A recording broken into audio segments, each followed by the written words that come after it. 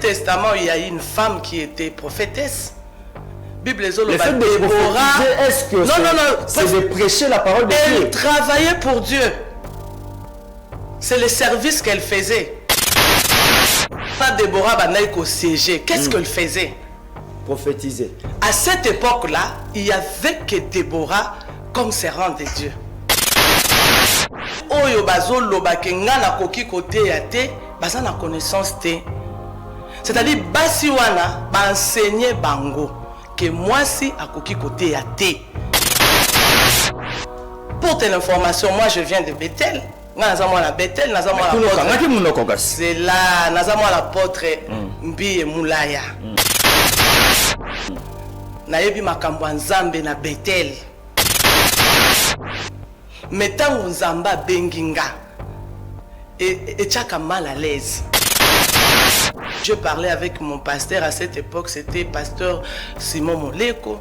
Naebisa qui est makambo na banda ki koyoka, na expliqua qui est, ce n'était pas facile à tikanga parce que j'étais une bénédiction pour l'église. Pasteur abanda ko linga ko tikanga te, mais moi na banda ko kokate. Oh makambo na oyoka moyena sala on a bêté les athées. Et quand je suis parti, c'est pas du coup na bandi musala nzambe non. J'ai eu le temps de prier.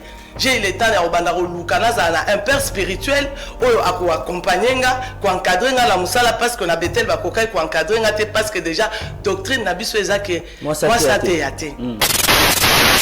Kaya Paul azala bisika zolo banzamba lobi et Paul azala bisika zolo bake yende amonike ezala bongo.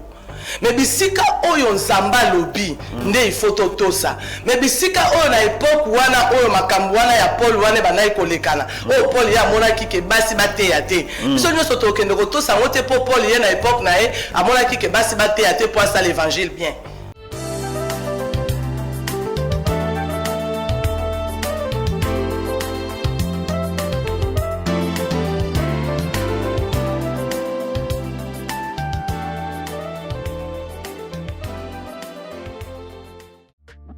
Bayate Barata, Taylor Global Service vous propose vente des produits importés de l'Europe, vêtements de qualité pour tous, enfants, jeunes et vieux, produits de beauté, services de recharge, de crédit, échange de monnaie, sans oublier épices et autres.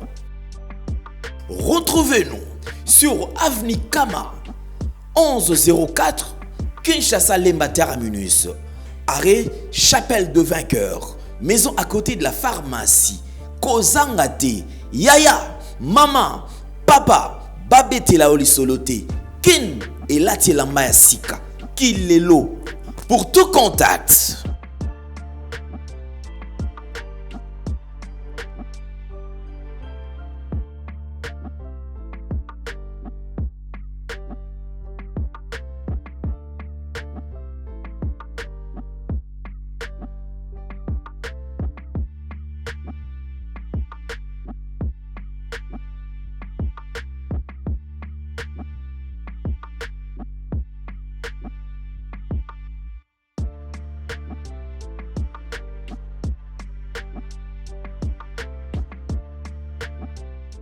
Bino mbote bino ba bomesana kolanda biso na émission Église et réalité toliki te bozali baike liboso betando ekena bino pona kolanda émission to yaka kosombe kina makanispe ko tefela na mambi matali ba Kristo tika to pesa merci na Peter Tiani l'excellence dans la simplicité et l'intelligence non exploitée oyo apesa biso esika ye pona kosombe kina makanisi na mambi matali ba Kristo merci na Hervé Koulinfuka na sima et kuna na be vitrine na bande ko bako sunga biso na plateau na sima ya caméra Jojo Mulumba nzamba pambola yo réveil coupa na baike biska bozali kimia close masia e umela o mabota mabino tolobi na émission ezalaka émission ba règlement des quantités ezalaka be remède o biso na bino to baka kosombi kina makanisi ko landela mambi oyo le kaka na ba église na biso soki ezali sikisiki ngebene na makomi esantu kasi mise au point moko na ni kosala na émission moko moyo l'église réalité to baka ezali émission na bino ya mambi matali ba ecclesia kasi mikolo mileki tozalaka bongo na makambo oyo tobande koloba pasteur bakosala makambo ya kitoko te, pasteur bakomi kotungola bamama ya bato, pasteur bakomi kolinga basœur na église, pasteur bakomi kolinga bafemme mariée. Lelo ça fait très mal. Il y a soi-disant entre guillemets une servante de Dieu, église na ezabongo na commune ya Bandalungu na avenue Mavungu numéro 40, kombo ya église na ye voix église la voix de Dieu. Maman pasteur wala komona Monique Mabaya aza prophétesse ya banzungu. Une histoire oza kosala pasi makasi kotala lolenge kani mama oyo aye kopanza famille azali soi-disant mosali ya nzambe, mais aye kopanza libota oyo azalaki na recommandation ona koloba soi-disant na kocha ba soi-disant parce que yende alobaki aokaki nzambe akoma kosambela pona libota moko na commune ya Lemba Salongo. Kasi ya maweza nini tango akei kosambela na bango mama wana oyo po mama wana zaki marié na bana na ye, mama wana oyo bande kosambela mama zui malade, la prophétesse nde mutu azaki garde malade na ye. Après 6 mois mama wana kokufa na mois d'août l'année passée, et tango mama wana kufi quelques jours après prophétesse abala mais a l'usure recommandation sur abinzamba lobi na ye ko nzamba lobi na ye abinzamba lobi na ye akoma apanza libala na mobali na ye akoma sikoyo ko bima to abala na papa oyo ya bande ko encadrer moi sine auto ko kufa mbilinga koti wana akomi ko bake mobali oyo ye abalaka ye mobali aza na mbongo te yende mutapesa ka ye mbongo po abala ye yango alingi lisusu te nzamba yebisi abala na papa oyo auti ko kufela mwasi. Alors église na ye ezali église ya banzungu wana soki pe alambaka mibali soki pe alambaka basi pona ba chance tokolandela yango oyo ezali église et réalité tokozongela yango na mikolo nzali ko apoto za koluka tosala ba recherche pona koyeba vérité tokoyela bino ba vérité tant to récolter ba image kasi to baka na émission tozalaka biso moko te tozalaka na moko wazaka bobyanga na biso kasi na tongo lelo to moko lelo tozana esengo ya koyamba la servante de Dieu Marie José Tambwe wazali bongo mokambi ya ministère d'intercession des nations et familles oyo zwami bongo na quartier Rigini kuna na commune ya Lemba na ende tokoyeba kosombi kina makanisi ezali mbala ya mboto ya mbaye na émission kasi alobaka malamu na pari ya nzambe. Shalom la servante de Dieu. Shalom Papa John. Bonne santé. Santé ça bien. Meilleurs vœux. Merci pareillement, meilleurs vœux à tous. Téléspectateurs, Nyonso Papa John. Voilà. Je vous salue. Merci beaucoup maman Marie-Josée Tambo zali belle élection pour na biso na mokoma eloko ya mbayo to beto baka bien na part ya nzambe. Na ngina kota directement na kotuna yo motuna to moni basali ya nzambe ya basi pe bakomi ebele. Est-ce que eza permis na mwasi ate ya liloba ya nzambe? To mwasi est-ce que azalaka na ministère? Merci beaucoup Papa John pour la parole. Eza makambo nzambe. Nzamba sala grâce na muto ya sepeli ko sala grâce. Nzamba abenga ka muto ya sepeli ko benga pe apesa ka mission na muto ya sepeli ko pesa mission. C'est-à-dire c'est pour te dire que moi si akoki ko zala na ministère, moi si akoza na appel, moi si pe akoki ko teya. Moi ça cause un ministère, moi ça cause un appel, moi ça cause côté. Yes. Est-ce que vous pouvez interpréter les biso verset il y a 1 Timothée chapitre 2 verset 11 à 14 nenge pora koloba. Tokotanga. Oui, tokotanga biso za ba béréen, les béréens tozo makomi. Tozo na ba Bible, fongola Bible na yo na mokanda 1 Timothée chapitre 2 verset 11 à 14. Totanga banzam. Cette parole est certaine. Si nous sommes morts avec lui, nous vivrons aussi avec lui.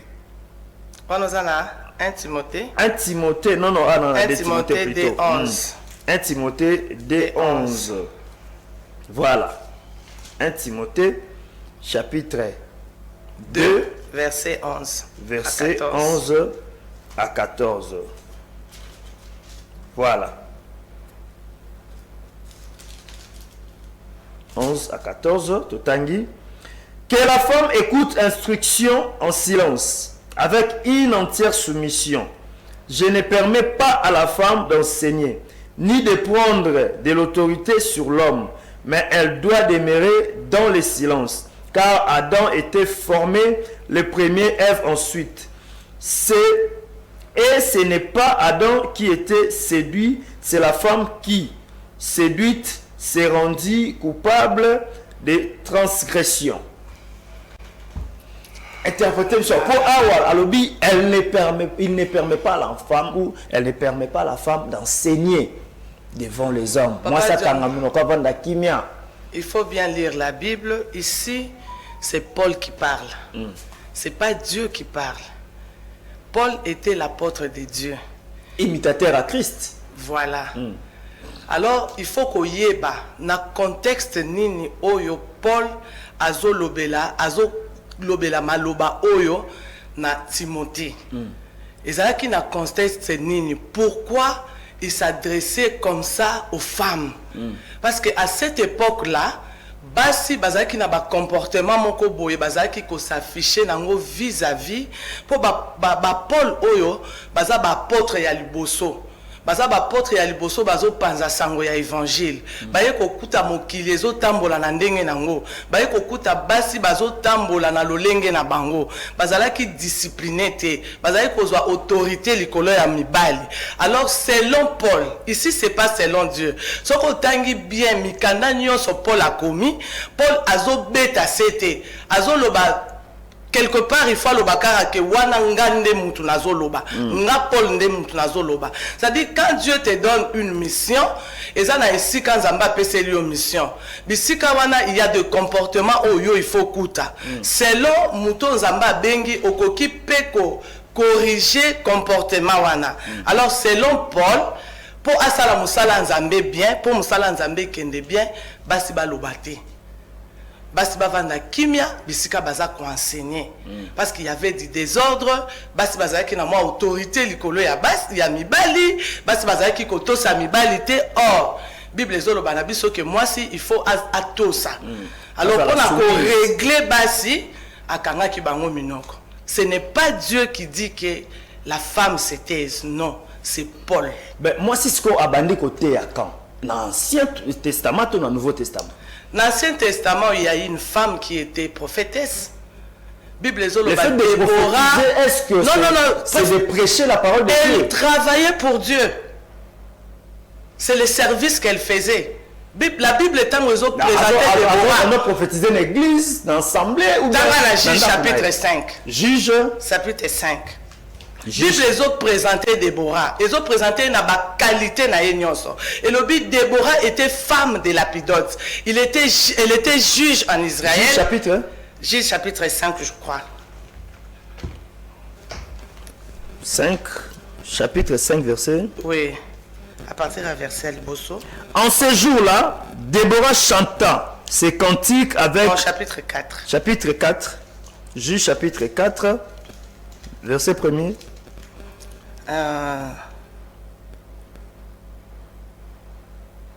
Comment c'est ouf. Les enfants d'Israël criaient à l'Éternel car Jabin avait 900 chars de feu et 4. Dans ce temps-là, Déborah prophétesse, femme de Lapidote, était juge en Israël. Elle siégeait sous les palmiers de Déborah, entre Rama et Bethel, dans la montagne d'Ephraïm. Place wana Déborah banaïko siéger. Qu'est-ce qu'elle faisait? Prophétiser. À cette époque-là, il y avait que Déborah comme servante de Dieu. Reconnu. C'est-à-dire batunyo so bazaki na ba problème spirituel. Bazaki koya ko luka Déborah. Et tant on va se présenter Déborah, Bible, muto a commis Bible oyo na mukanda Déborah, abandi na ko présenter biso Déborah. Azoloba Déborah était femme de Lapidote. C'était une femme mariée, c'était une épouse. Déborah était prophétesse. Cause à la prophétesse ces années. Et ça ba grâce aux Nzamba pesaka bato. Prophétesse musala o Déborah bandai ko sala awa azai ko prophétiser kakate. Mais Déborah enseignait. Parce que Batouabane ko luka Déborah pour na koyoka pe liloba na Nzambe. Et na kati ya koyoka liloba na Nzambe, la parole de Dieu d'abord c'est une prophétie, liloba Nzambe eza prophétie, mais pour la nini Nzambe na époque wana atiaki bato mosusu. Et puis soko tangi bien Bible lobi Israël ezaki lisusu na force te. Nzambe ayeko tombola Déborah. Yango na esaki on a début que Nzambe asalaka grâce na mutu nyonso oyo alingi. Et makambo ya Nzambe eza makambo ya nzoto te, eza makambo ya molimo. Quand l'esprit de Dieu ekoteli ata mwana muke, il va parler de la part de Dieu. Mais maman Marie-Josée Tambwe bandeko bakolanda. C'est-à-dire dans l'Ancien Testament, basi bateya. Voilà, basi bateya dans l'Ancien Testament. Mais basi basalela Nzambe. Yebisa biso siko. Pourquoi bozwaka en partie? Ye wana kaka mutakomi babuku ebele na Biblia ezali bongo apôtre Paul. Pona ni bondimaka misusu ya Paul na place akoloba mwasa ti atende botelemelaka yango. Et il y a d'autres femmes au peut attendre ma babi to sango biso to côté. Basi c'est là. Bible ezoloba mon peuple périt par manque de connaissance. Osée 4:6. Voilà, basi oyo bazoloba ke nga na koki côté ya te, baza na connaissance te. C'est-à-dire basi wana ba enseigner bango que moi si akoki côté ya te. Azui déjà enseignement wana et fandi na mutu na ye eza pasi au faire voir ye que ate ya soki Nzamba bengi ete. Soko moni basi ba telemi ba komi koloba, c'est-à-dire eza un appel. Quand il y a l'appel de Dieu, makambo Nzambe eza compliqué. Okoko boyango te, ato kimi yango ekolanda yo. Pour ton information, moi je viens de Bethel. C'est là, nazamwa l'apôtre Mbi et Moulaya. Nayebi makambo Nzambe na Bethel. Metango Nzamba benginga. Et tchaka mal à l'aise. Et vandi sa ote. Na longwe boete pour na longwa boete na ozala rebelle. Nazaki na pasteur nanga parce que Bethel les na nini baseli le belé nga nazaki na extension na biso na Rigini. Je parlais avec mon pasteur à cette époque, c'était pasteur Simon Moleko. Na yebisa ki makambo na bandaki koyoka na expliqua qui ce n'était pas facile à tikanga parce que j'étais une bénédiction pour l'église. Nazaki parmi bakambi ya ba département ya ba femme brillante na Bethel Rigini. Pasteur abandai kolinga kotikanga te, mais moi na bandai kokokate. Oh makamuna oyo kamoyela sala on a bêté les athées. Et ça a pris du temps pour pasteur à libérer nga. Ne la souka pasteur a comprendre que ça ne va pas. A sambela pona nga je suis parti. Et quand je suis parti, c'est pas du coup na bandi musala Nzambe non. J'ai eu le temps de prier. J'ai eu le temps de un père spirituel qui accompagné qui encadré la musala parce qu'on a betel bakokai qui encadré parce que déjà doctrine nabiso ezake moi ça te. Tu vois. Et alors donc makambo appel et ça m'a Nzambe. Et ça motute kokomi ça Nzamba robenga ne moi. Nzamba robenga ta mwana mukie, Nzamba ko lobisata nyama. Eza Nzambe.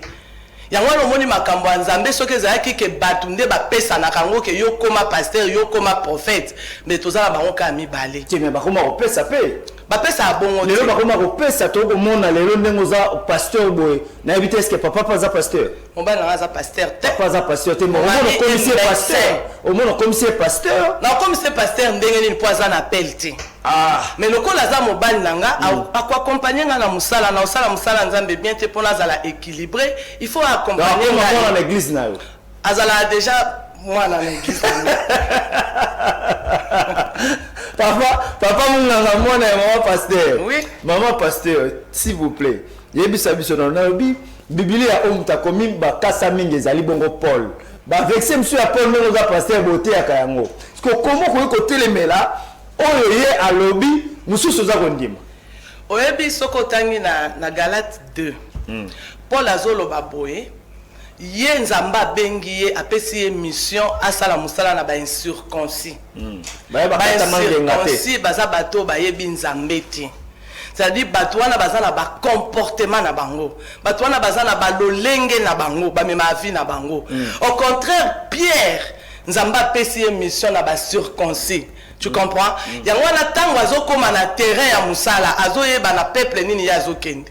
alors il faut apesa bango ba ligne de conduite pour ça la musala nzambe bien pour la ngana olobaka que Paul abandai ko pesa ba ligne de conduite Paul atikali ko lobate bisika o ye azoloba selo ye aloba nzamba lobi il faut faire la part de choses place azolobake azoloba bien na 11 wana alobi ke ngai na lobi basi bavanda kimia basi non ezana au moins tant to sala musala nzambe bien tant to teyaka il y a des choses oyo ezoya c'est l'esprit qui te donne il y a pas des choses oyo ezoya conviction na yo intelligence na yo et ye kaka olo bakeno pour la sala musala bien faut ba ezana ko la muto za bana ndako o pesa bango éducation ozo pesa bango ba ligne de conduite voilà ezana bilo mususu biso ba mama pona imposer ngo bana il faut na yebisa bango que papa na bino alobi mais peut-être ça papa na bango te mais ngamo na lobi pona gérer bana wa bien il faut na loba bongo ndeka ya Paul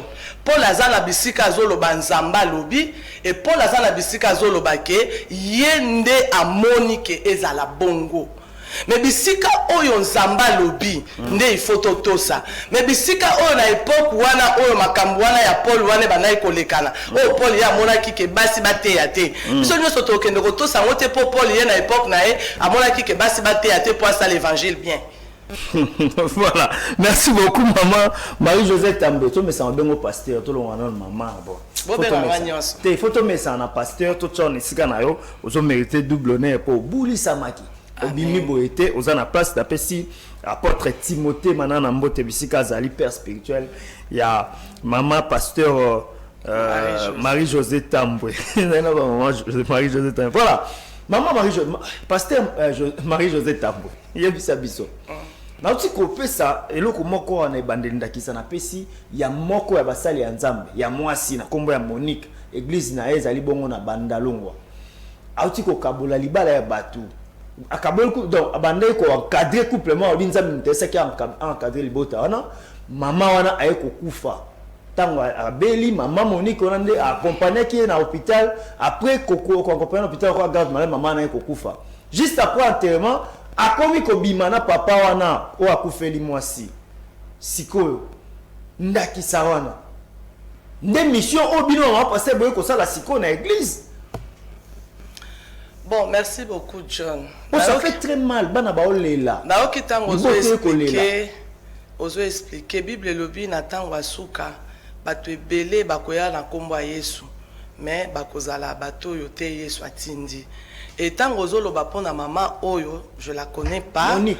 Maman Monique, nayoki olobik et aza prophète ya Banzungu. Ya Banzungu. Déjà c'est pas une servante de Dieu. Tant que zolo bakaza prophète à Banzungu. Omoni deux fois na ebité.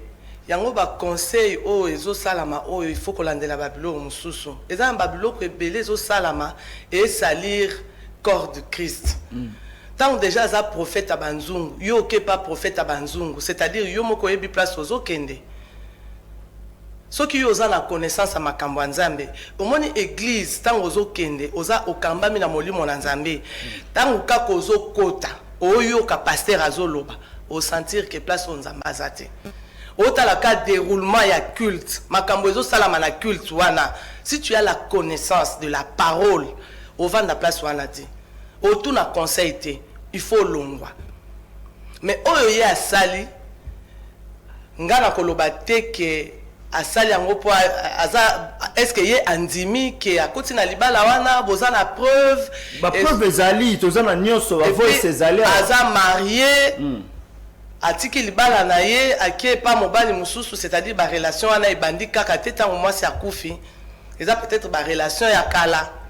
Relation on a pour nous éclaircir maman pasteur et sa relation est bandit juste après abandé ko sala avance pendant que maman a bandé ko bela tant maman koufi si na bandé ça avance moi si maman prophétesse habite nzambe ndemu tatindi yoka nano yoka voice na chérie ayebisayo c'est moi qui décide le raza et le abimisa mbongo ne sur des $50 bilo connu sur la sana ba relation na ba balanga Laurent ne lo côté de bosonanga aze lo côté ti lobby akosala iloko moko pété comme il y a l'outil guerre numéro na tina on a message apana tina numéro na ke lobi no auditorat ye na mo fo auditoire benga azakisa nini aza le côté aza do le côté pa na ngai so le raza ali boso na nga a côté ta fuente pour aza le côté donc ba no ba tina intimider o boso ne ke magaza lo bane intimider ba so tina e bongo e ba monyo ye te ba so intimider tranquille toi reste dans na ndako na yo vanda ndako kotumisa mate so moni bongo longola na simina oyo ba so bengela yo Lucas Simoka voda comme tiango longola Simon so bengo to so ko bengo sundeni so la nanda kote eza yuza ba faire no sala eza makamuna ete azo kosa do parce que bisaye lo bani bo bangisa o j'ai junior j'ai magi tika we bango za bongo pour moi longola Simon na ozango longola Simon ozango ozo sala ya orange longola voda comme Lucas Simon voda comme tia comme ça tiano yango boza na tranquillité. Voilà, wana ezali Laurent Oazo beza mobali na ye o abalaka ye. Mobali na ndaku. Donc ya kimi mama ko mobali na ndaku alinya vanda siko na tata oyo. Okinenga lo biseke za bana na onde bazotinda ye abenga kayo. Donc bana balingi relation wana te na mama pasteur ya banzo mais mama pasteur alobi Laurent na neloko ko sala te fois que akomi ko intimider ke na auditorat asine kala ta divorce pour abalana na papa wana. Voilà makanisi ya mama mosali ya Nzambe. Mosali Nzambe te. Mosali Nzambe te. Siko akomi prophétesse ndenge nini? Voilà ndenge na ye. Mosali Nzambe te. Mosali Nzambe ko se comporter pour nous. Mais pensez-vous qu'il y a l'occultisme au sein de l'église? Bon. Oui, hein? Oui, aussi moins temps pour Yanola. Ndenge tozoyoka. Tokoye bandenge nini ke sika oyo ezali Nzambe te ezali bondoki bo soloka. Tokoye bandenge nini? Il faut avoir l'esprit de discernement. Espoir ngo ezala ndenge nini? Ya bande ko il faut demander ça à Dieu. Nzambe apesa biso esprit ya discernement. Ata tant tozolanda na ba réseaux sociaux, tozotala ba pasteur, tozotala ba servante, tozotala ba pratique, ata ya bamboka bato ya musika, au comprendre que église ekoti mélange. Nzambe aza penza na 100% te. Eza na bato ebele babandaki bien na molimo, mais baye kozonga na nzoto. Peut-être pour musala Nzambe eza passé, hein. Ceux qui ont vendu ici 10 personnes, au moins, nous avons ici 1000 personnes, kaka na Nzambe, il faut qu'on pèse à coup de chapeau. Pour exemple, musala ya ba esprit. C'est pas musala ya mukete. Mais na ba pratique otozo mona, na makambo otozo yoka, en tant que musala ya Nzambe, tu sens que na kati ya église, batu basangani. Batu nyonso ba basala ya Nzambe te, tala kaneti oyo. En tout cas, maman Monique. Nga na olobate que elle est une servante de Dieu parce que d'abord oboma libala oyayo po okende kozwa libala ya mwana oyo bandai ko encadrer boko manayi libala et puis à peine mobali ya uti ko kufa moi c'est uti ko kufa azana na passe ya moi na ye yo pe koto ozo luka divorce abi alongola papa souci te alongola souci ya mama wana yesiko nda encadrer spirituellement dans souci on va facilement te je ne sais pas combien de temps bazui na libala oyebi libala soki mutu akufeli mwasi to akufeli mobali susi wana elongo asikote peut-être na libala na bino bolingana ete mais soki bolingana ki netinga par exemple nazokende na ba trentaine d'années ya mariage soki to kabwani ata ya divorce akokango te parce que bonzenga boy oui c'est parce qu'azo maintenir nga bien. Il prend soin de moi, azolingana zala ndenge na zala. Vous avez 30 ans, vous avez une trentaine. Naza ba koko John Oyebi. Nana ba 5 petits enfants. Nana bo kilo. Tu vois? Donc mobali wana skotan bo kabwana boedi kuba yoki okomi na mobali mususu, c'est-à-dire ezaki vie ozalaki nango déjà depuis kala. Ba maman na biso atangwa kala na yebi ba maman ba camarade na biso atika la veuve na 30 ans ti lelo azwa mobali te. Abokolika abana na yeye moko pour la discipline ya nzoto dans la vie il faut avoir la discipline personnelle. Ce que place ni to gocha mama Monique on va sala Nzambe. Pour za prophète. Aze sikate. Donc ba excommunier si photo ça donne. Na ya excommunier pour azakolo église na ye moko alali ala muki asali église na ye. Est-ce qu'il a un père spirituel? Tout le bela na makambo ba église OP. Lelo enyale bo sote koti na kati église église réalité to bombelo côté. Tozana bakambi o ba ko kamba église de réveil. Peu buzo be ko sala maminka na église de réveil.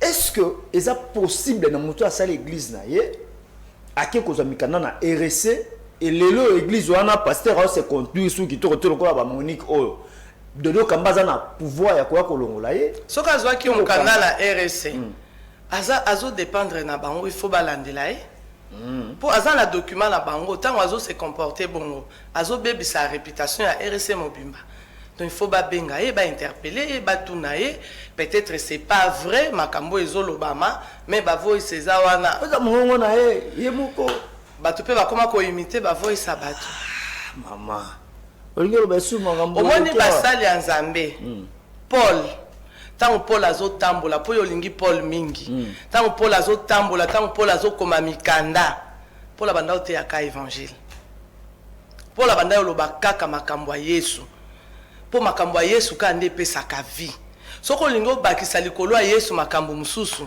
okomosala makambo etali yo yango aloba komona ye azalaki na discipline mingi kote azoloba ke ye euti epa na ye abandaki koyebisa bato ke eza nga Paul nde nazoloba abona ye ko blasphémer contre Saint-Esprit aboyi ba pratique ebele po naza na temps kosala ba pratique ebele te il suffit ka na loba au nom de Jésus makambo échange mais lelo maman Marie-Josée Tamboza na ba pasteur ebele surtout ya basi bokomi kotekela bato ba madesu po babika oka bozotekela bato ba poto bomelisa bato ba photo et puis au mona pasteur azuji achena munoko na ndiko pupo bato na munoko azobwakela ba ningisa munoko popoli c'est ba pratique wana c'est biblique baya to sambela pratique biblique c'est la prière. Prière kaka. C'est la prière. Beaucoup de bajiba. Il y a des fois Bible lobi que Nzamba koki Saint-Esprit koki ko inspiré yo peut-être au sambela la mutu pona na will peut-être bakaya maladie mais na monite place basali ba pratique amadesu ba pratique wana nyonso wana soko komo monango il y a pas Dieu dedans. Bon pasteur a outil Israël un bidon il y a 5 litres avec toi qui m'a Jourdain a outé que lasko bandimba boucho ba $10. Bon Nzambe za anate.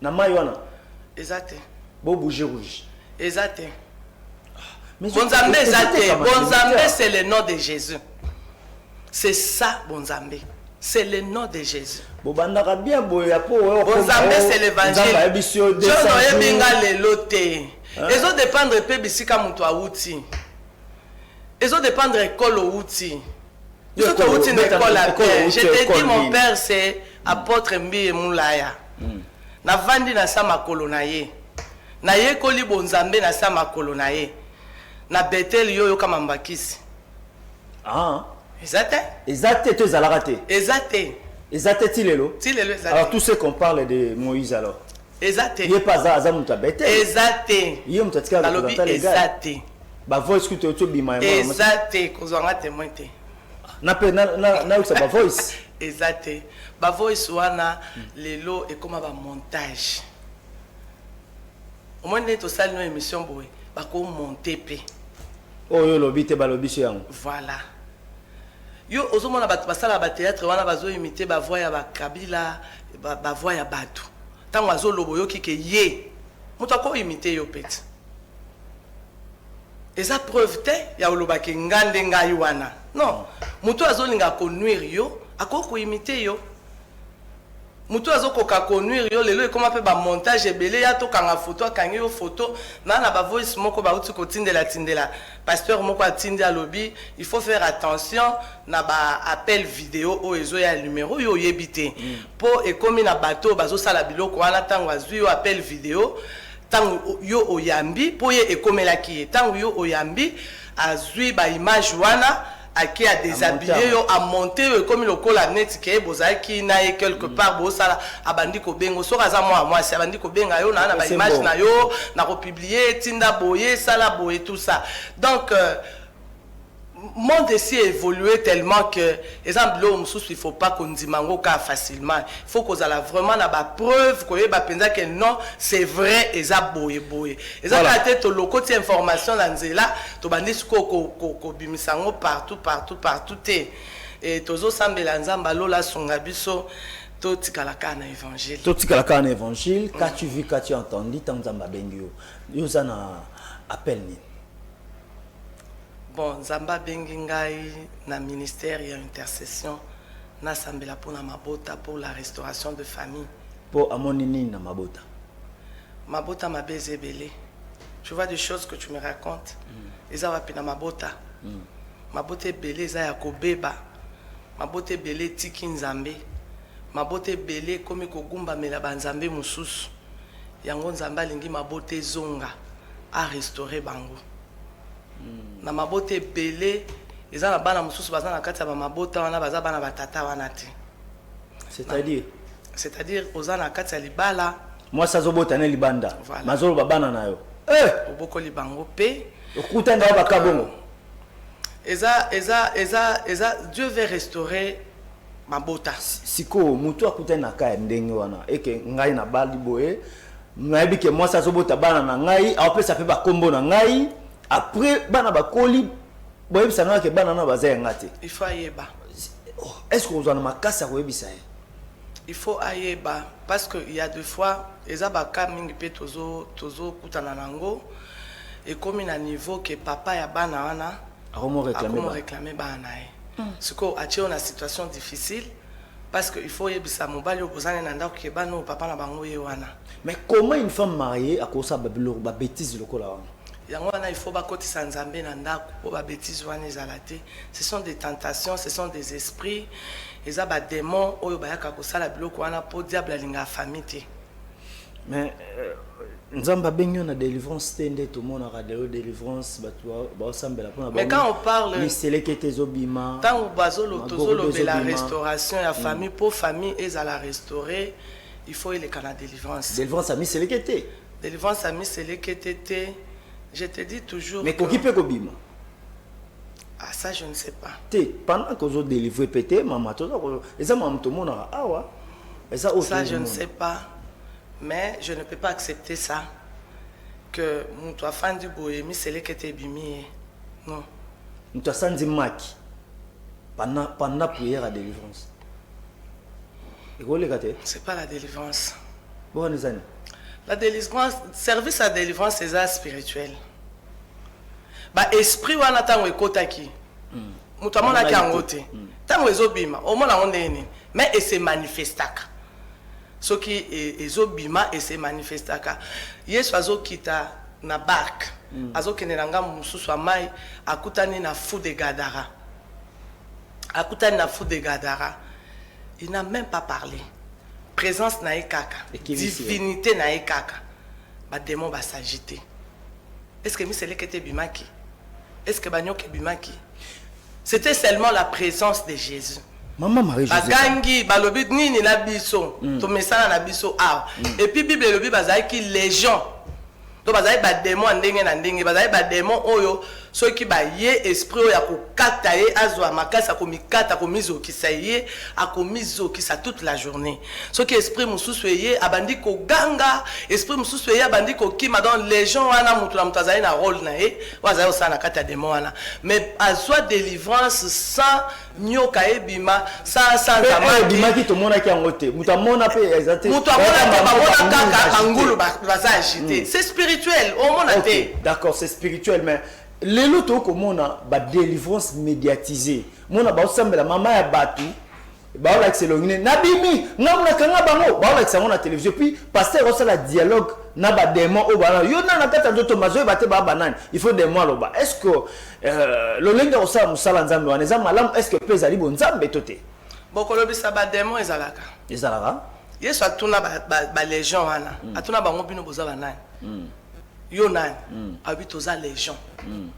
Dans la service à délivrance, ce qui esprit est indio qu'il y a un esprit qui doit parler, au cause salamo. Bon, si ko atuni ne mwana po bo filmer ngo. O na bimi mutabandi ko s'agiter. Ngam na lokaka bango azana ba bokilo aza na belle famille ba kotala ye ko filmer eza na koloba nini eza penza mabete ko filmer eza na cadre ya évangélisation kolakisa yango na etando ike kolakisa yango po bato bazotala bayebake eza na ba démon oyo esalaka peut-être ko mutu wana pona réputation na ye yozali avocat mutu amibeko mutu wana pona respect na ye non na entourage sikoyo amoni déjà azambi bandoki balobai kati na ye eloko bato bakoki kosala omoni ntango bofilma wana bino bato bofilmaka babomba apelo ba mosaïque donc nakosala nanga délivrance mais babombi elongi ya mutu wana aza mais délivrance wana ntango ezolekana na télévision ezolekana na radio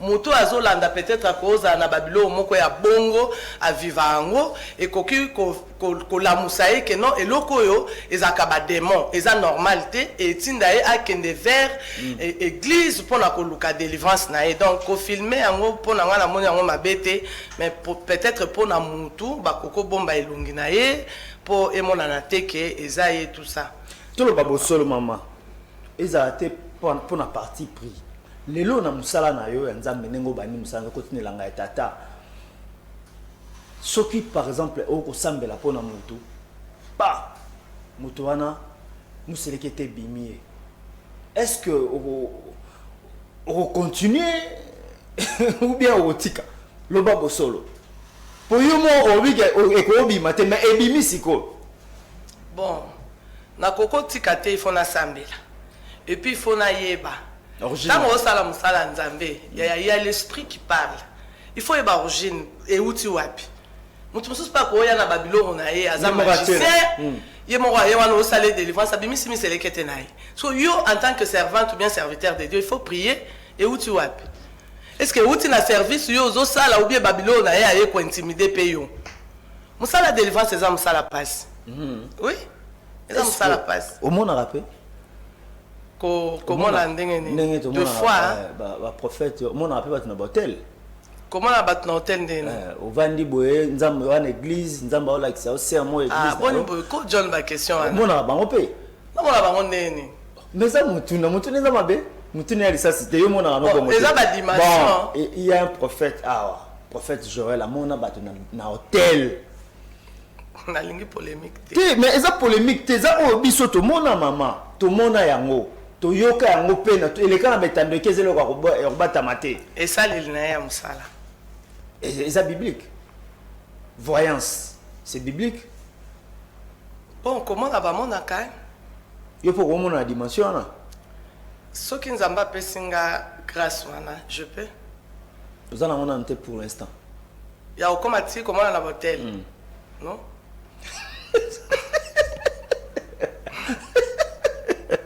mais la bonne vie non amona te bon d'accord omonaka na hotel na hotel oza ba dimension na oyo yo omonaka bandeko baolanda biso soki bamoni pasteur bon boteyaka biso nano bongo na ebandeli boteyaka biso bien boteya biso akomela masanga eza mabe mais lelo bapasteur bakomi komela masanga on dirait baza na sainte scène nayebisaki eza na babiloko mosusu eza nango kaka badiscipline personnelle mais eza nango mpe lisumu te soki oza na badiscipline personnelle bible elobi na biso kolangwa te so oza na badiscipline personnelolangwa te elingi kobate komela te donc omela no mais olangwa te c'est ça kolangwa te so omoni ke na badiscipline personnelle na yo okokomela masanga te po surtout que tant oza pasteur oza serviteur de Dieu servant de Dieu eza na babiloko mosusu il faut koéviter yango mpo ozala te pierre d'achoppement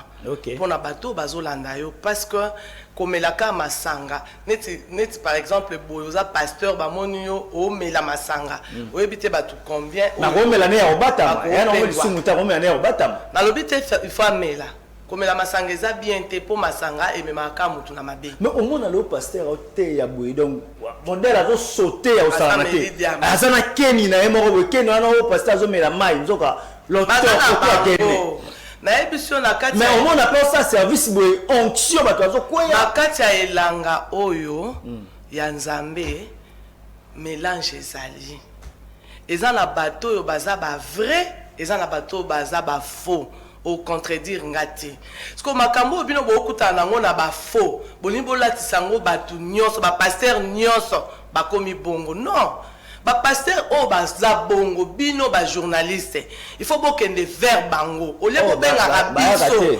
bokenda vers bango botuna bango soki makambo ba osala wana toza ko examiner pour bango tuna bango aroyate kende kotuna ata na kuku comme ça oya na etando nke olobaki na kutanaki na pasteur wana ayebisingaki makambo wana eza bongo eza ba pasteur bazobala basi 5 6 eza mpona ye nzambe alobi eza bongo eza mabeto malamu eza bien te pasteur kasi aza na basi ebele bana bato mpe ya mike eza normal te wana eza bonzambe te eza bonzambe te comment okende obala basi 5 ye aza na 13 sikoyo ogérer bango ndeni moi si moko déjà azaka problème voilà comme la bango 5 merci beaucoup tozana mokambi ya ministère d'intercession des nations et familles maman Marie-Josée Tambwe azali bongo mobianga mikati na nkolo oyo azana elanga ya tata akosalela nzambe tobaluka na be vitre Hervé Kulenfuka pesa biso lolenge nini babulisaki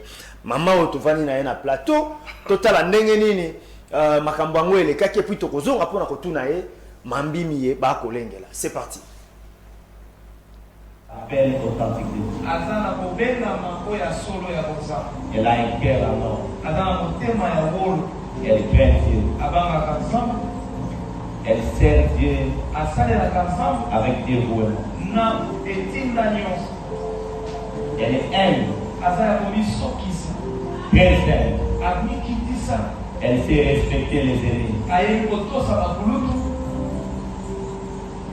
Et c'est les femmes qui s'est influence. Amen. Je suis accompagné des anciens avec qui nous allons faire cette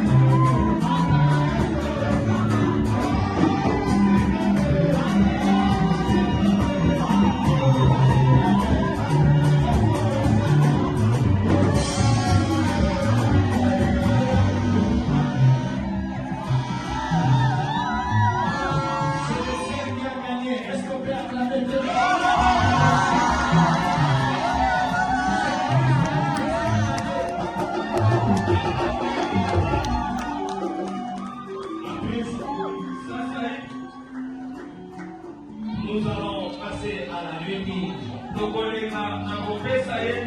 De la Bible, qui est le Père. On peut tout donner.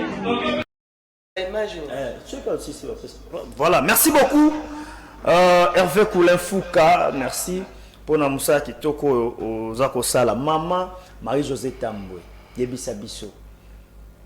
Pourquoi choix ya apôtre Timothée manana lokola père spirituel na yo? C'est quelqu'un que je connais bien. Naebisu yo place Naouti. Dans mon église place Naouti, moyen ba ndimanga te ya ezate. Or nazaki déjà na appel wana et tant na longwe na appel wana pona sala musala nzambe bien esengelaki kozala na papa moko boye père spirituel oyo akokamba yo oyo akolakisa yo parce que appel omoni ntango nzambe azobenga Samuel azoyoka mongongo wa nzambe mais azoyoka ngo bien te à chaque fois que nzambe azali kobenga ye abandaki kokende kotuna Eli première fois deuxième fois après Eli a comprendre que moi na oyo nzambe azobenga ye po soki nzambe abengi mutu te moi azala te yango wana eza difficile moto ayebi soki oyo abengami na nzambe oyo abengami na nzambe te loba peut-être esprit ya nzambe eloba. Alors je devais avoir aussi un père comme ça. Moto oyo ntango nazoyoka nzambe nazotuna ke nayoki boye mpo aoriente ngai et ke nasengaki mpe nzambe apesanga papa oyo akozala papa na nga oyo akolinga nga oyo akolinga kokotisa nga na alliance na ye. Et nzambe aorientaki nga epai ya pasteur Timothée parce que je le connaissais déjà avant. Je parlais avec lui, il m'a accepté comme sa fille. D'ailleurs il m'aime beaucoup. Naza parmi bano alinga kebele nde bongo to tamboli na appel o eza ya lelo te. Appel Marijo. Voilà ça papa langa. Appel eza ya lelo te. C'est un père. Appel eza ya lelo te. Nga na zui appel wana depuis 2010. OK. Na zui appel ya musala oyo. Mais nazaki na kopanga ebele, nazaki kokokango te. Na soki na meki fonatika soki na meki fonatika po il faut tika ozana mutu te azo yebisa yo vas-y kende mobali nga za pasteur te mais nga na komi pasteur te parce que mon mari est pasteur non tout ça la couple pastoral te na komi pasteur parce que Dieu a bengi nga na musalo a établir nga na musalo oyo pe nzambe a confirmer yango. Si au moins pasteur Timothée a consacré, a ordonné nga, c'est Dieu. Si ça ne dépendait que de moi-même, peut-être oh exemple ça il y a salami calatin, et salami il y a même pas salami la décembre. OK. Ne ba ordonné nga même appel waneza leloté, et appel à depuis 2010. Alors une question pertinente maman Marie-Josée Tambo. Avec tout ce qui se disent na kombo ba pasteur, est-ce que ozoka sonité ya lelo ba bengo pasteur Marie-Josée na place que ba bengo maître Marie-Josée? Bon na oka soni poani po ezaka fini si batu ko ka qualité o nzamba pesinga na okela ngo sonité soki naza pasteur on a mélanger nzambe na bakisi nazo mélanger nzambe na magie na oyokela ngo soni mais soki nga naza pasteur na yebi na nga ke mamnanga na osala ngo na nzambe na oyokela ngo soni. Pourquoi? Et mon père spirituel n'est pas dans ça. Au tout cas jamais ko ka o pasteur Timothée boye non, il n'est pas dans ça. Et bah vrai pasteur bazali ba pasteur nyon sotende baza mabe, faut toujours au sala à part de choses. Ba pasteur il y a bien baza ba pasteur o bazo bangana nzambe na Congo o baza mais mélange ndé comme ebele ba ebele pe babanda kina nzambe mais tellement bazomona ke mbutu allez alinga sangisa na ye mais nga ochanga kuna te non naza fier babenga nga pasteur na fier babenga nga maître. Mais ezalelo moi passe maman Marie-Josée Tambo comment na papa moko molimo a libéré a ordonné moi na na bopete. Est-ce que pour nous facile ba libérer na bopete ou bien ba ngena ba kangono na samakolo pour ne pas ko banga pe na nelo kwa nzambe? Oyebi apôtre Timothée à une église en Afrique du Sud, dans une église monnaie en Afrique du Sud, la maison des aigles. Maison des aigles. Si ko ayeko sala extension awa, tango ayeko sala extension awa, nga mutu aborda ki mutu aliboso, to banda intercession, ndenge ka église ezalaka. To banda intercession epa nanga, to banda intercession epa nanga. Na prophète David, on était à début sur toza banae, to bandi ti nandinga yeko zwa sal bisiko yebi place assemblelaka. To le quoi ngana za na rigini église za na Kitambo, to komi ko kende et pas un frère na Kitambo ko sambela nandinga to yeko banda musala nzambi. Naza parmi batu bandi musala nzambi wana. Na yaka ko sala musala soka ke na Afrique du Sud atiki biso to sala musala wana na ba serviteur mususu. Mais il m'a appelé pour me dire que toi, tu ne peux pas évoluer ici. OK. Donc, il est quoi libéré? Yo, osan appel. So, il a vendu sur Awa. Na Okangao.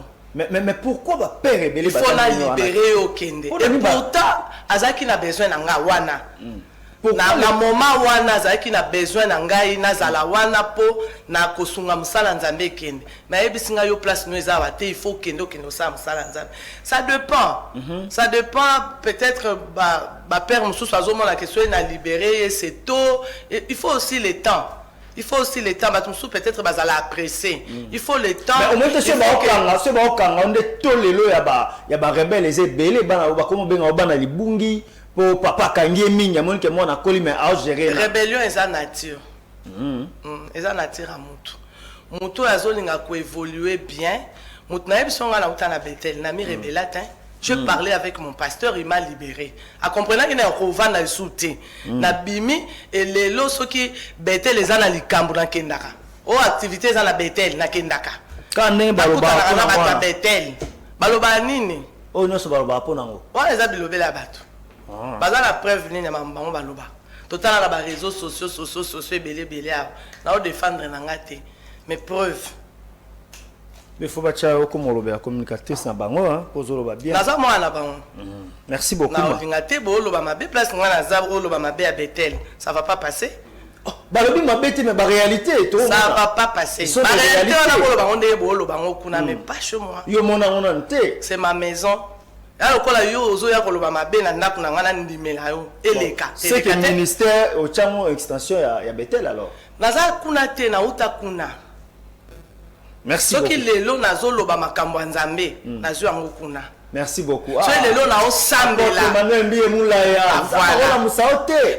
Ozomona soko moni Mama José. C'est la prière. Donc mutu nyonso ayaka pembeni nanga akenaka na sangwa prière. Nazo yango kuna. Voilà. Femme brillante. Femme brillante. To peso matono ko nimambela na biso to ko na biso na suka ba no so balandi biso ni nous a ko yebisa bango. Basambela. Balembate soki batungolaka ye pa pasteur surtout bana basi basambela mingi et tant tozo kende ko sambela il faut ko sambela Nzambe apesa biso esprit à discernement. Omoni Paul azo kende ko sala musala Nzambe akutani na prophétesse moko azo prophétiser ye juste azo loba makambo solo pona Paul. Mais comme Paul azaki na esprit à discernement kangisa ye monoko. Et c'est kanga monoko na yo esprit de python. C'est-à-dire ba na Nzambe faut ba koma na niveau wana. Nyonso tu ba loba pona eza na ngote eza Nzambe. Voilà.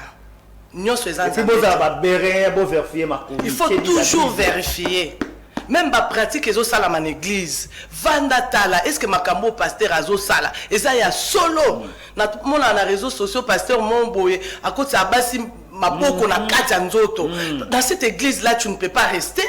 Bako peso conseil te ova na l'église wana yo mo kata ozo mona pratique wana mususu moi si a libala a mateli pasteur likolo na sous-vêtement kaka balobi eza délivrance. Quelle délivrance? Donc biso ba na Nzambe ne tozo kende na l'église surtout bato balinga kozala derrière le prophète. Il faut toujours avoir l'esprit de discernement. Quand un prophète parle et que tu as un esprit de Dieu, ou comprendre que prophète Mambazoloba eza Nzambe, il peut te dire des choses vraies, mais ce n'est pas l'esprit de Dieu. C'est le cas de Paul. Makamba ebisaki c'était vrai, mais l'esprit qui parlait à la femme, ce n'était pas l'esprit de Dieu. Et comme il avait l'esprit de discernement, associé directement que esprit oh, ceux qui n'a continué koyo kango et kwambrienga, kanga monoko esprit de python. Moi c'est alingi mukila azongi. L'esprit de python ezoloba. Ezoloba. Mais ceux qui ont un esprit en Nzambe pour comprendre que c'est un esprit de python depuis ba pesa au prophétie wana. Et c'est kokisami. Voilà. Numéro de téléphone na yo ba kozonde nini? 082 61 24 687 082 61 24 687 687 topesi yo matondo ko nimambela na biso to nikete to zone comme ça koya rapena pesi yo matondo. Merci beaucoup maman Marie-Josée Tamboué azali pasteur ya ministère d'intercession des nations et famille. Voilà et c'est pour bientôt. Nzamba pomba bino surtout vous ki baike kolanda biso tolobi boye bino bayo baso bosa musanza na ndenga mabe. Dieu juste. Ata lelo omono ndenge batu ba omona ote menzamba ko mona yo misala na bino ekobima na poisa bozongela nzambe na ndenga solo. Merci na cordon Zadio cordon Kazadi wa Kazadi Cédric Kazali bongo mokambi ya Dynamique 2023 Fachi ou rien babi Dynamique 2023 Fachi ou rien ozali bongo na initiative ya honorable Guy Mwadiavita Ushala Bwamba ezali ko kambama na mona mboka Cédric Kazadi wa Kazadi Dynamique 2023 Fachi ou rien. Merci également Tobi Langatate ezali monene kasi basali bazali moke. Déjà c'est dimanche 29 janvier na salle de fête Maibelo et kozala bongo ordination ya prophétesse Nathalie Mboui Kazadi ba coordonné à kokota na Langatata.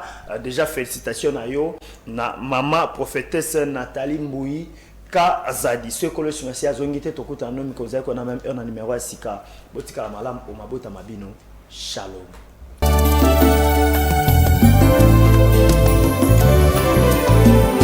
Éternel, je lève à toi mon âme. Mon Dieu, en toi je me confie. Que je ne sois pas couvert de honte. Que mes ennemis ne se réjouissent pas à mon sujet. Alléluia.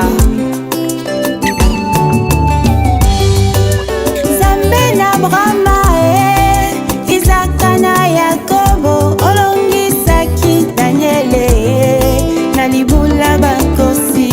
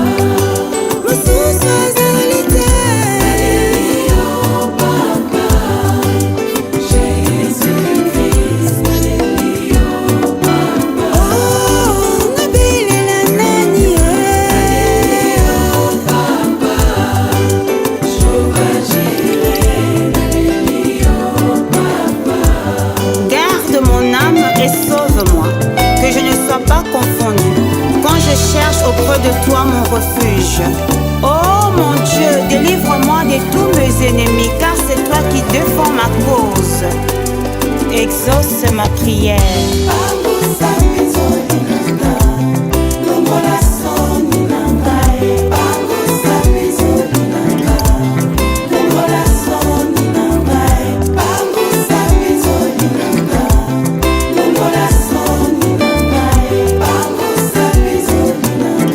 L'amertume dans l'âme, Anne invoqua l'Éternel, et l'Éternel redonna le sourire à son visage, consola son cœur.